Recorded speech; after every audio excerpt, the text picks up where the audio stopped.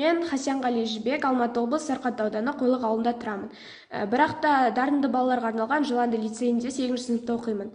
Үйде біз 4 ағайындымыз. Менің 3 жақсы қасиетім: математикалық есептер шығарған жақсы көремін, алға қойған мақсатыма жетуге тырысамын, және де қарапайымын.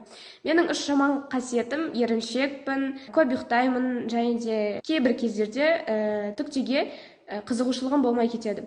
Менің осы жобаға қатысуымның себебі, қазіргі кезде көп заттар информатикаға байланысты болғандықтан, және де менің мамандығым IT программистикаға болғандықтан, оған физика емес, осы жылдан бастап информатикаға пәнін таңдаймыз. Сол себепті мен осы жобаға қатысып отырмын.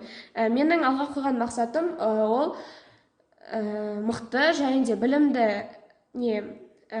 информатик болу, яғни программист болу. Осы мақсатқа бір қадам жасау үшін мен осы жобаға қатысып отырмын.